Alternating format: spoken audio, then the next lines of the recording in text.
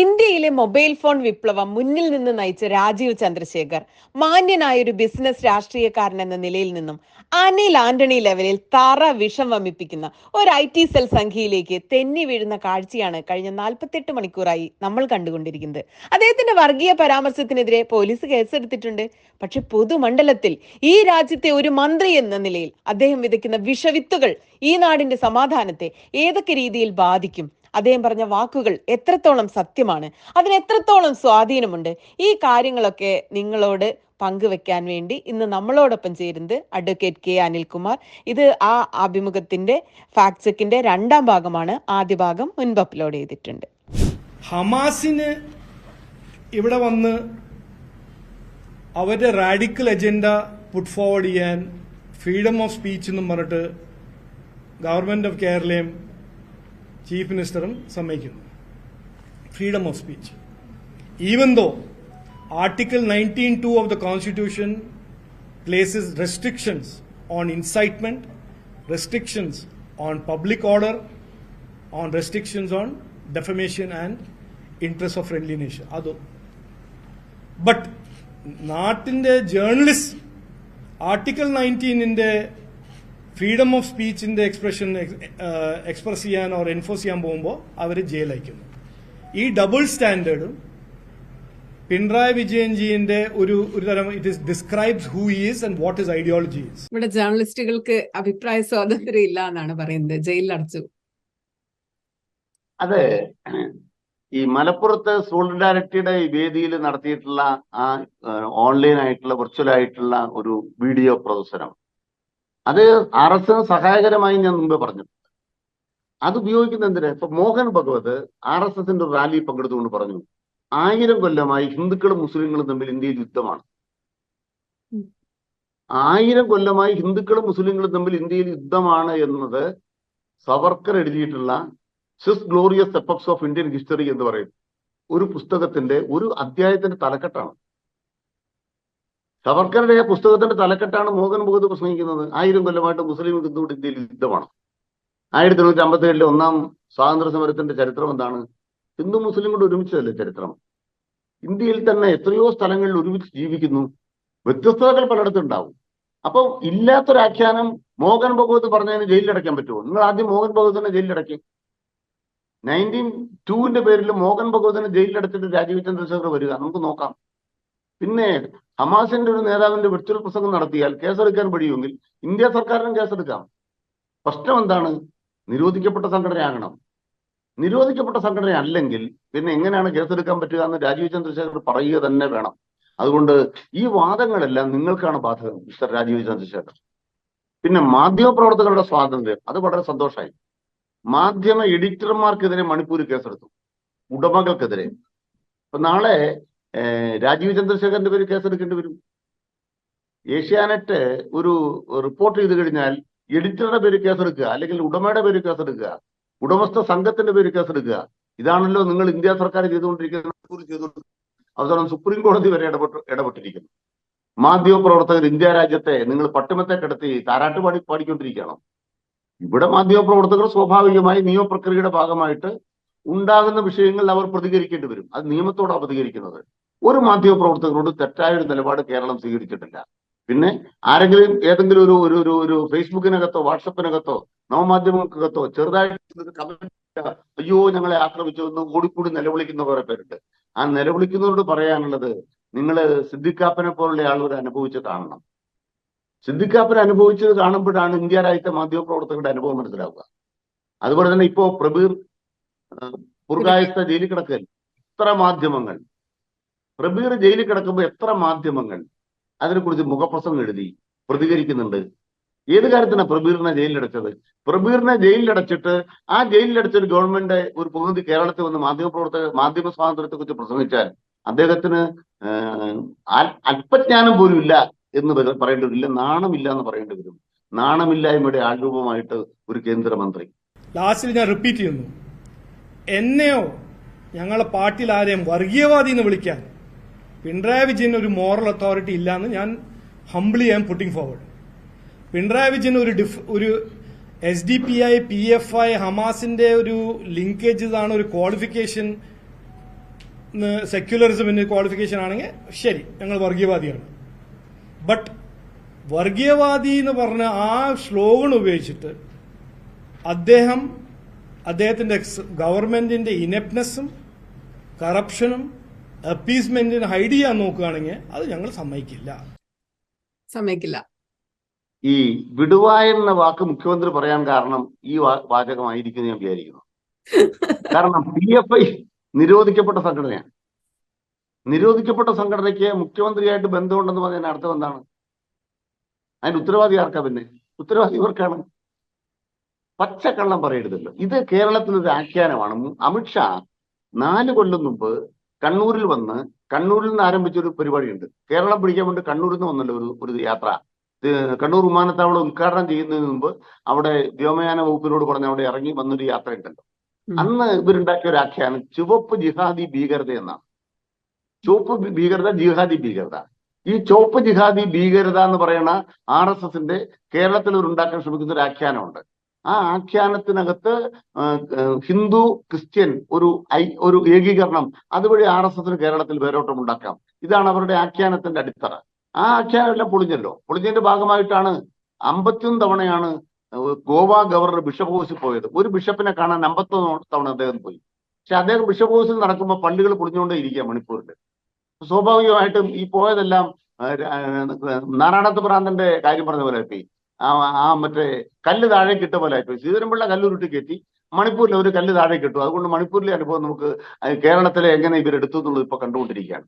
ഇവിടെ മനസ്സിലാക്കേണ്ട കാര്യം, അപ്പീസ്മെന്റ് എന്ന് പറഞ്ഞൊരു പ്രശ്നം നിങ്ങൾ ഉന്നയിക്കുന്നത് കേരളത്തിലെ സർക്കാരിനെ കുറിച്ചാണെങ്കിൽ സർക്കാരിന് വ്യക്തതയുണ്ട്. എന്താണ് വ്യക്തത? വ്യക്തത കൃത്യമായിട്ടും ഒരു ന്യൂനപക്ഷ സംഘടനയാവട്ടെ ഭൂരിപക്ഷ സംഘടനയാവട്ടെ മതരാഷ്ട്രീയം കൈകാര്യം ചെയ്യാൻ നമ്മൾ സമ്മതിക്കില്ല. അവിടെ ഒരു കാര്യത്തിൽ വ്യക്തത ഉണ്ടാക്കണം. പോപ്പുലർ ഫണ്ട് നിരോധനം ഉണ്ടായി. കേരള സർക്കാർ എങ്ങനെ പ്രതികരിച്ചു? ഇന്ത്യ സർക്കാരിന്റെ ഡിമാൻഡുകളോട് കേരള സർക്കാർ എങ്ങനെ പ്രതികരിച്ചു? ഇവിടെ അറച്ചു നിൽക്കുന്ന നിലയുണ്ടായില്ല. അവസാനം പോപ്പുലർ ഫണ്ട് പറഞ്ഞ എന്താണ്? പോപ്പുലർ ഫണ്ട് വിളിക്കുന്നത് സംഖ്യ വിജയൻ എന്നാണ്. കുന്തിരിക്കം കരുതിക്കോ അവലും മല്ലും കരുതിക്കോ ആലപ്പുഴയിൽ യാത നടന്നു. അതിലെ പ്രതികളെ പിടിക്കാൻ ശ്രമിച്ചപ്പോ ക്ലിഫ് ഹൗസിന് മുന്നിലേക്ക് സമരം നടത്തിയത്. മുഖ്യമന്ത്രിയുടെ വീടിന് മുന്നിൽ പോയി സംഖ്യ വിജയനാണെന്ന് സമരം നടത്തുന്നത് പോപ്പുലർ ഫണ്ടും അതുപോലെ തന്നെ അന്നത്തെ ജമാഅത്ത് ഇസ്ലാമും മറ്റു കൂട്ടരുമാണ്. അപ്പൊ അവർക്കൊരു ആഖ്യാനമുണ്ട്. ഇങ്ങപ്പുറം പറയുമ്പോഴത്തേക്കും മുഖ്യമന്ത്രിയെ ഇപ്രകാരം ആക്രമിക്കുന്നത് RSSന്റെ ആഖ്യാനമാണ്. നിങ്ങൾ 2 കൂട്ടരും കല്ലെറിയുമ്പോ ആ കല്ല് പൂച്ചുണ്ടാവും. അത് നമ്മൾ കാണാം. അതായത് നമ്മൾ ഈ പരമശിവനും അർജുനനും തമ്മിൽ ഏറ്റുമുട്ടുമ്പോൾ അർജുനൻ ചെയ്യുന്ന ഓരോ അമ്പും അത് പൂക്കളായിട്ട് ശിവന്റെ തലയിൽ വന്ന് വീഴുന്ന ഒരു കഥ പറയുന്നുണ്ട്. അങ്ങനെ സംഘപരിവാരം കല്ലെറിഞ്ഞാലും ജമാഅത്ത് ഇസ്ലാം കല്ലെറിഞ്ഞാലും നിങ്ങൾ എറിയുന്ന കല്ല് പിണറായി വിജയന്റെ തലയിൽ കിരീടമായി മാറിക്കൊണ്ടിരിക്കുന്നുള്ളതാണ് യാഥാർത്ഥ്യം. അടുത്ത ഭാഗം ഭയങ്കര രസകരമായ ഭാഗമാണ്. മാധ്യമപ്രവർത്തകരുടെ ചോദ്യം എനിക്കൊന്ന് ആദ്യമായിട്ട് മാധ്യമപ്രവർത്തകരെ നേരിട്ടതാന്ന് തോന്നുന്നു. അപ്പൊ അവിടെ കിടന്ന് വെള്ളം കുടിക്കുന്നതാണ് അടുത്ത ചോദ്യം. അപ്പൊ അതിൽ മാധ്യമപ്രവർത്തകർ ചോദിക്കുന്നുണ്ട്, ഹമാസിനെ നിങ്ങൾക്ക് എന്തുകൊണ്ട് അങ്ങനെയാണെങ്കിൽ നിരോധിച്ചൂടെ എന്ന്. അതിന് കിടന്ന് ഉരുളുന്ന ഒരു ഭയങ്കര രസമുള്ള ഭാഗം.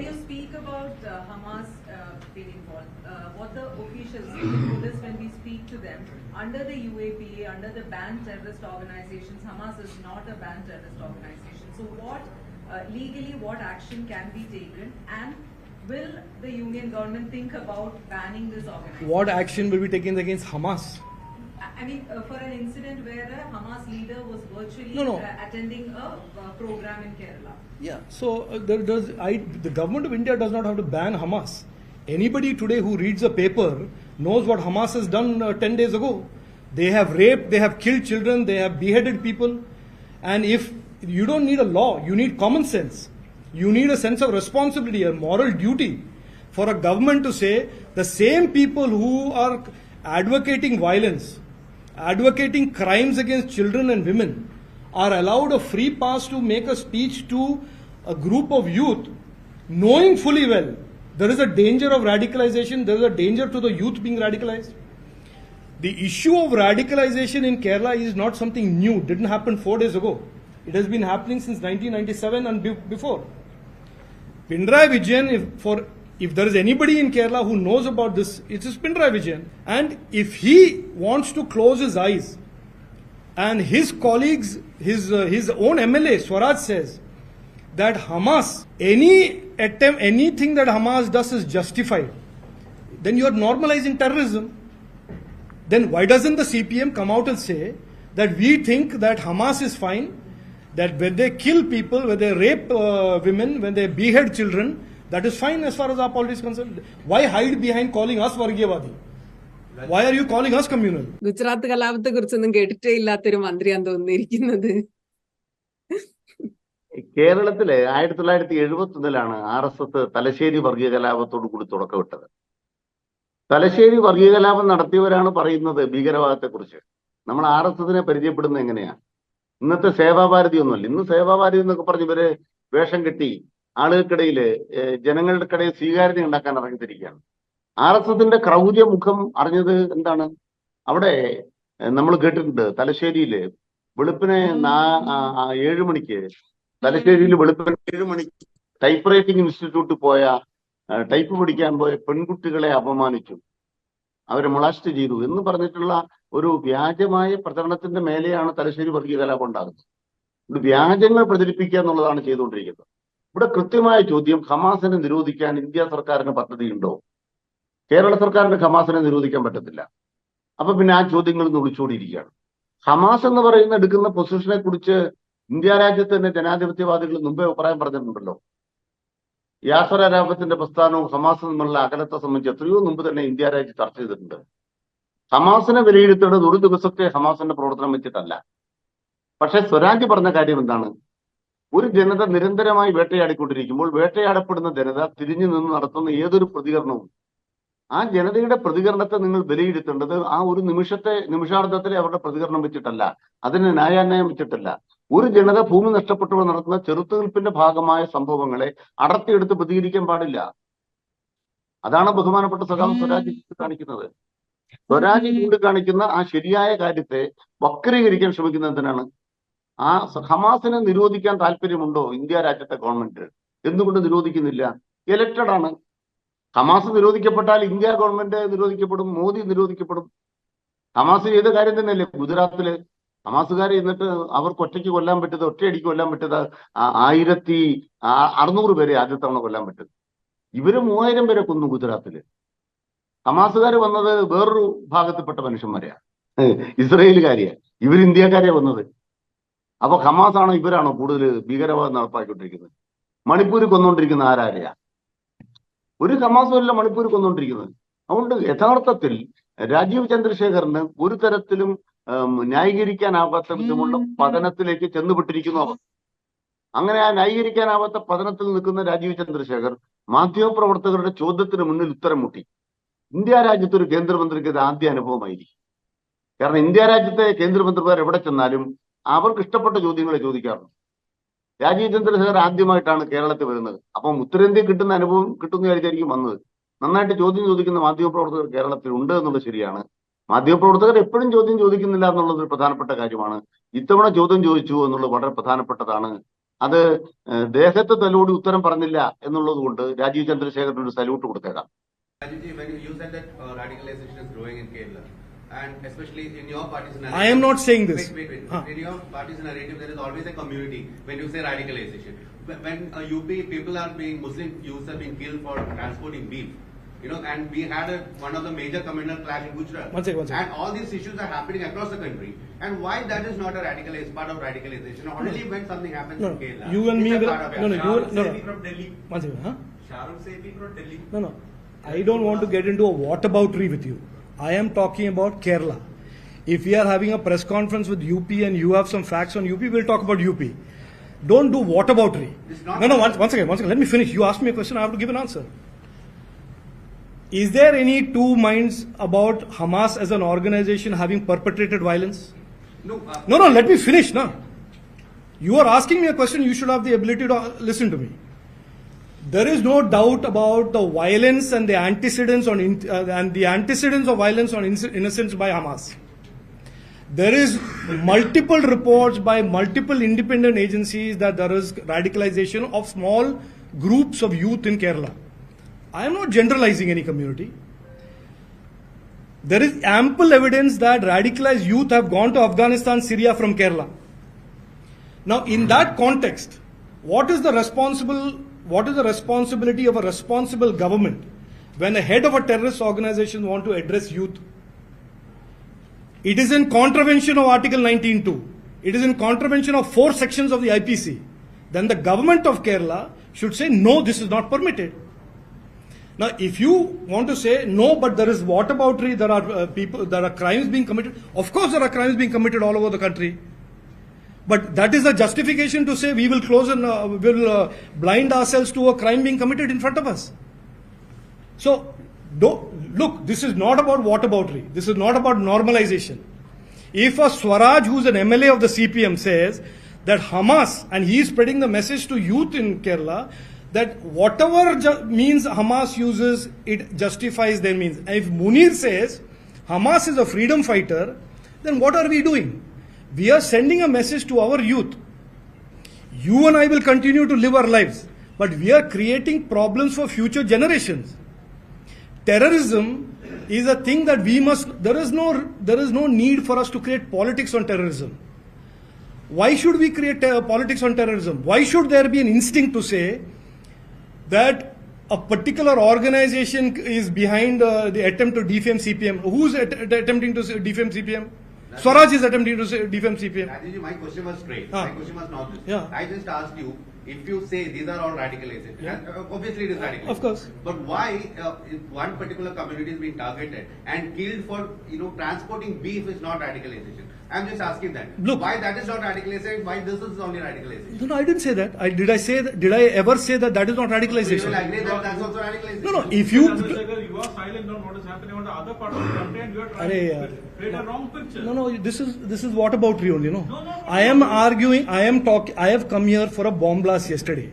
I have come here to discuss what has happened 3 days ago about a Hamas chief addressing, and you are telling me that there is some other crime committed in some other part of India. You said that when a terror. This is a selective response we are asking. Busted here. This is a selective response, and that's what we are asking. No, if I mean, there are so many issues that are happening across the country. No, you want me to. There is a complete silence about radicalization or youth being communal, and once something happens in Kerala, and that suddenly, because you yourself know that it was premature. No, one second. Are you legitimately trying to ask a question, or are you wanting to deflect from this point? This is a legitimate question. No. Are you trying to deflect this point? No. So we are agreed that what I have said is correct. Yeah. You are only adding to another dimension. We are just saying why this is a selective response. What is a selective response? There's a bomb blast yesterday. I am come here. What is a selective response?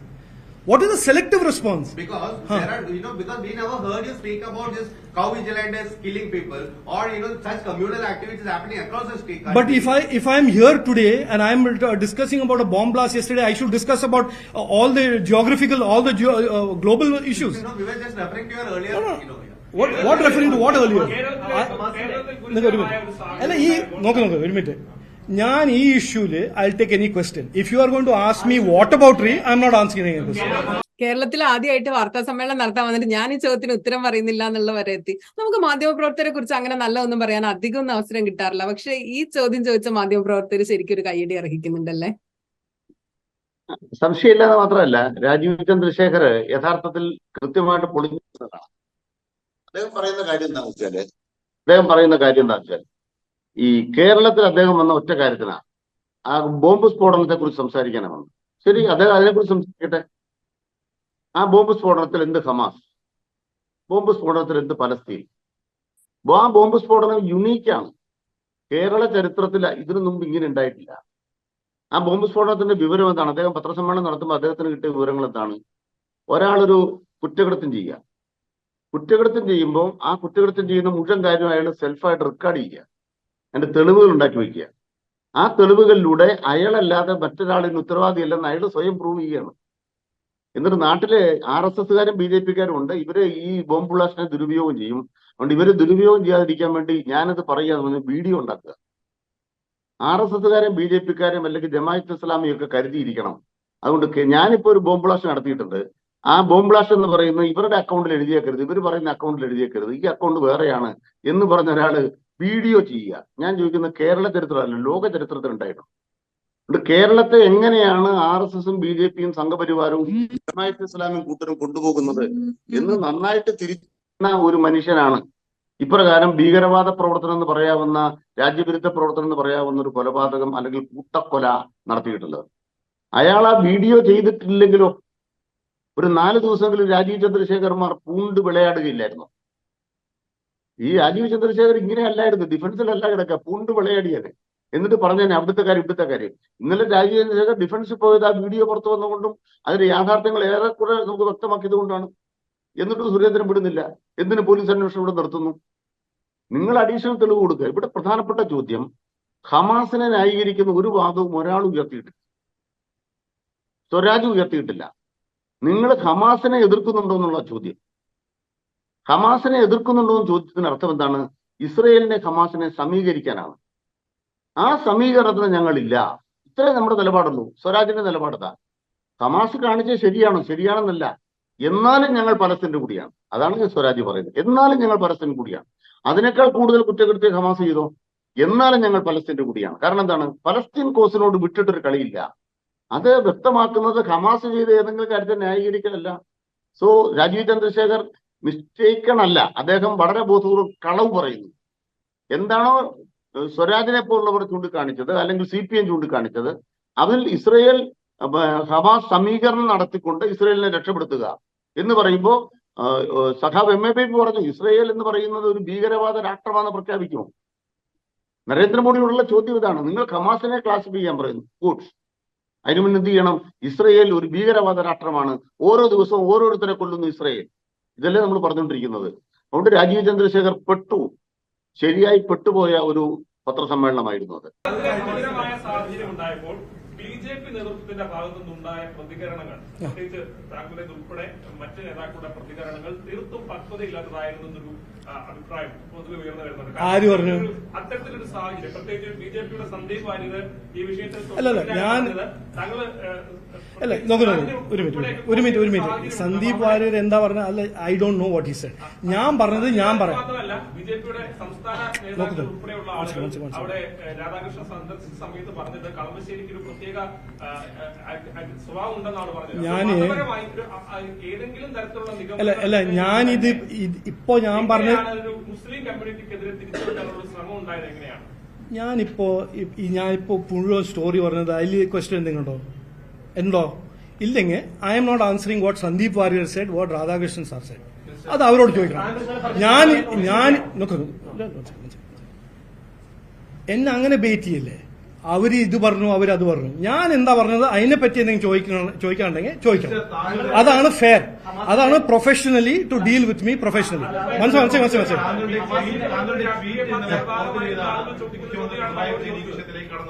അദ്ദേഹം പറയുകയുണ്ടായി, ഇത്തരത്തിലുള്ള പ്രചരണം നടത്തുന്നവർക്കെതിരെ നിയമ നടപടിയിലേക്ക് സർക്കാർ കടക്കും എന്നും പറഞ്ഞിട്ടുണ്ട്. അപ്പോ അത് ഞാൻ എൻഡ് ചെയ്യുന്നത്, ഇന്നലെ പറഞ്ഞത് ആ മുഴുവൻ പ്രസ് കോൺഫറൻസിൽ പിണറായി വിജയൻജി പറഞ്ഞ ഒരു സാധനത്തിൽ I fully support if it is true. അദ്ദേഹം പറഞ്ഞു കേരളയിൽ ഇത് നടക്കാൻ പറ്റില്ല, we will put full force of law behind whoever is in the conspiracy. അത് സത്യമാണെങ്കിൽ it represents a change in his approach towards terrorism and appeasement. അത് സത്യമാണെങ്കിൽ, സോ അതാണെങ്കിൽ വി വെൽക്കം ഇറ്റ്. അത് നമുക്ക് നോക്കാം. ഇല്ല ഞങ്ങൾ നോക്കൂ, ഐ എം റിപ്പീറ്റിംഗ്, BJP ഞാൻ പറഞ്ഞത് ഹമാസ് മാതിരി ഒരു ടെററിസ്റ്റ് ഓർഗനൈസേഷന് ഇവിടെ in the context of ongoing radicalisation സമ്മതിച്ച് അതിൽ government of Kerala was wrong. അതിൽ ആർക്കും ഡിസ്പ്യൂട്ട് ഉണ്ടാവാൻ പാടില്ല. ഹമാസ് ഒരു ഫ്രീഡം ഫൈറ്റർ ഓർഗനൈസേഷൻ ആണ്, അവർ ചെയ്യുന്നത് എല്ലാം ജസ്റ്റിഫൈഡ് ആണ് എന്ന് പ്രോപ്പഗേറ്റ് ചെയ്യുന്നത് ഇവിടുത്തെ MLAസും CPMന്റെ MLA ആണ് പറഞ്ഞത്. അതില് ഐ കംപ്ലീറ്റ്ലി ഒപ്പോസ് ദാറ്റ്. അതില് ബീഫ് കില്ലിങ്ങോ പിന്നെ സന്ദീപ് വാര്യർ പറഞ്ഞതോ അതിൽ ഒരു കണക്ഷനും ഇല്ല. ഞാൻ പറഞ്ഞത് ഇതാണ് ഫോക്കസ്. അതില് അല്ലല്ല അത് അവരോട് ചോദിക്കണം. പിണറായി വിജയനെ കുറ്റം പറയാൻ വേണ്ടി വാർത്താ സമ്മേളനം നടത്തിയതാണ്. അവസാനം പിണറായി വിജയനെ സപ്പോർട്ട് ചെയ്യുന്നു, സന്ദീപ് വാര്യർ തള്ളി പറയുന്നു, മാധ്യമപ്രവർത്തകരായിട്ട് അടിയുണ്ടാക്കുന്നു. ഇതിലെ അദ്ദേഹം പിണറായി വിജയനെ സപ്പോർട്ട് ചെയ്യാൻ പറയുന്ന ഭാഗം എന്ന് പറയുന്നത് അദ്ദേഹത്തിന് തന്നെ എതിരാണ്. ബഹുമാനപ്പെട്ട മുഖ്യമന്ത്രി പറഞ്ഞത് എന്താണ്? മുഖ്യമന്ത്രി പറഞ്ഞത് വിഷം ചീറ്റുന്ന ഏത് കേസിനകത്തും ശക്തമായ നടപടി വരുമെന്നാണ്. ആദ്യം വിഷം തെറ്റിയത് രാജീവ് ചന്ദ്രശേഖറാണ്. കാരണം കളമശ്ശേരി സംഭവത്തിൽ ഹമാസുമായിട്ട് എന്ത് ബന്ധം? മാത്രമല്ല ക്രിസ്ത്യാനികൾക്കെതിരായിട്ട് എന്തെങ്കിലും സംഭവം കൂടി ഉണ്ടായിട്ടുണ്ടോ? അത് പ്രധാനപ്പെട്ട ചോദ്യമല്ലേ. ക്രിസ്ത്യാനിക്കെതിരായിട്ട് ക്രിസ്ത്യാനി അല്ലാത്ത ഒരാൾ പ്രതികരിച്ച സംഭവമല്ലല്ലോ അവിടെ ഉണ്ടായിട്ടുള്ള കാര്യം. ആ യഹോവ സാക്ഷികൾക്കിടയിലെ അവർ തമ്മിലുള്ള അഭിപ്രായ വ്യത്യാസങ്ങളോ അല്ലെങ്കിൽ അതിൽ ഉണ്ടായിരുന്ന ഒരാളുടെ ഒരു വികല്പമോ അല്ലെങ്കിൽ അത് അയാളുടെ മാനസിക നിലയുമാണ് ഇതിലേക്ക് എത്തിച്ചത്. അത് എൻ്റെ ക്രിസ്ത്യാനിറ്റിക്കെതിരായിട്ടുള്ള കാര്യം എങ്ങനെയാകും? എന്നുകൊണ്ടാണ് ഇവർ ക്രിസ്ത്യാനിറ്റിയുടെ രക്ഷകരായത്? ഈ ക്രിസ്ത്യാനിറ്റിയുടെ രക്ഷ എന്തുകൊണ്ട് ഇവർക്ക് ഇവിടെ വന്നില്ല? നാരായൺപൂരിൽ ഉണ്ടായില്ല. നാരായൺപൂരിൽ BJPയുടെ ജില്ലാ പ്രസിഡന്റാണ് നേരെ പോയി പള്ളി അടിച്ചു കയറക്കുന്നത്. ഇപ്പൊ നാരായൺപൂരിൽ നേരെ പോയി പള്ളി അടിച്ചു കയറക്കാണ്. മണിപ്പൂരിലെ കാര്യം നമുക്കറിയാം. അപ്പൊ ക്രിസ്ത്യാനിറ്റിക്ക് ചില സമയത്ത് ഇവർ സെലക്റ്റീവ് രക്ഷകരാകുന്നു. ആ സെലക്റ്റീവ്നെസ് ഇവർക്കാണുള്ളത്.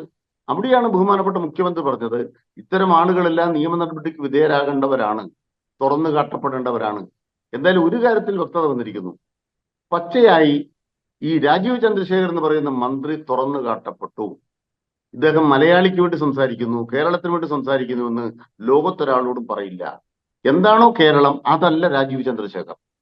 എന്താണോ മലയാളിയുടെ ഒരു സൗഹാർദ്ദ ബോധം അതല്ല രാജീവ് ചന്ദ്രശേഖർ.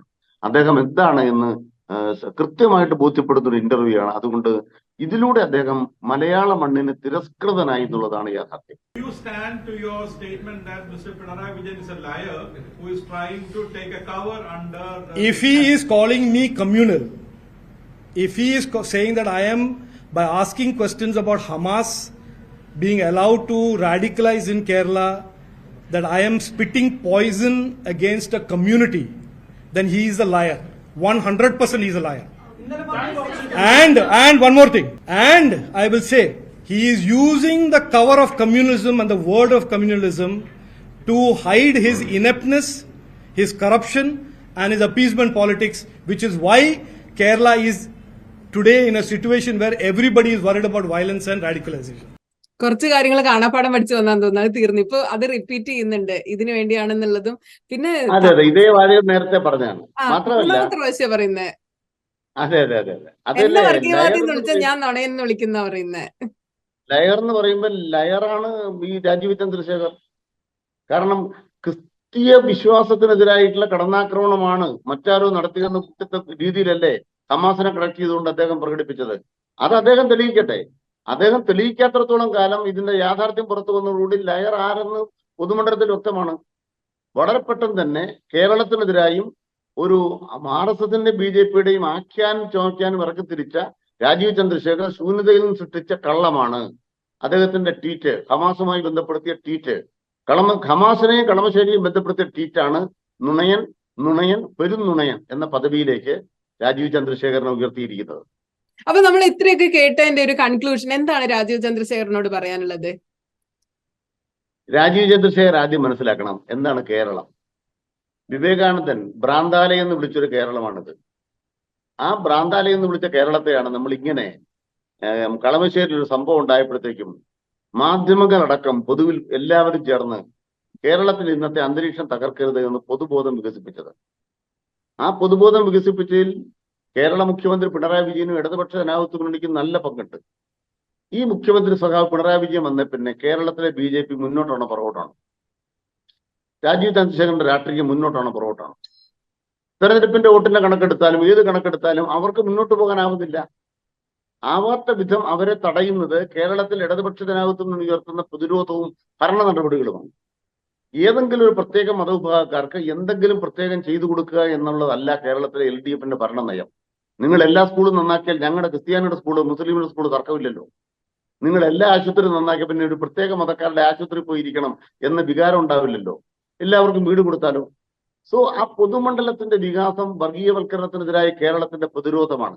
ആ പ്രതിരോധം ഉണ്ടാക്കുന്ന പിണറായി സർക്കാരിന്റെ ആ നയമാണ്, പൊതുവൽക്കരിക്കുന്ന നയമാണ്, പൊതുവിനെ വികസിപ്പിക്കുന്ന നയമാണ് ഈ കേരളത്തിന്റെ മതനിരപേക്ഷതയുടെ വിശാലമായ വഴികളെ ദേശീയപാത മാത്രമല്ല വികസിക്കുന്നത്, കേരളത്തിലെ മലയാളികളുടെ മനസ്സിന് വീതി കൂടിക്കൊണ്ടിരിക്കുന്നു.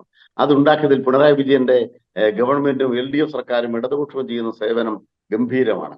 അത് രാജീവ് ചന്ദ്രശേഖരന്മാർക്ക് വല്ലാത്ത ബുദ്ധിമുട്ടുണ്ടാക്കും. നിങ്ങൾ തൽക്കാലം ബുദ്ധിമുട്ടാതെ വേറൊരു മാർഗവുമില്ല.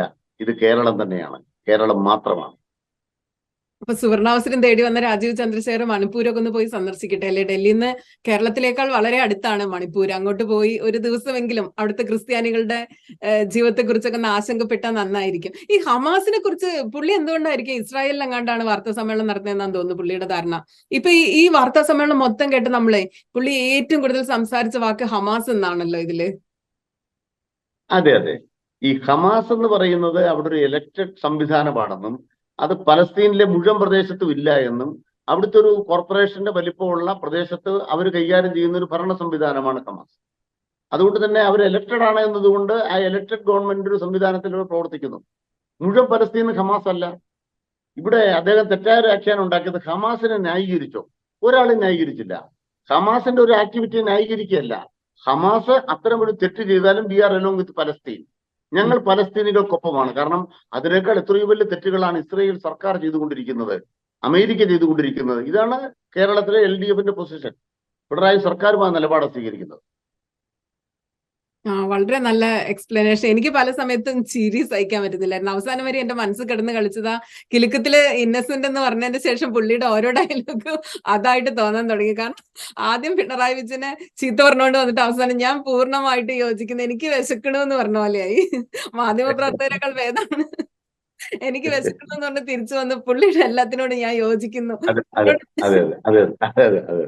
ആ ഉപമ കറക്റ്റ് ആയിരുന്നു ശരിക്കും. അപ്പൊ താങ്ക് യു, നമുക്ക് നിർത്താം അല്ലേ? Thank you. നന്ദി.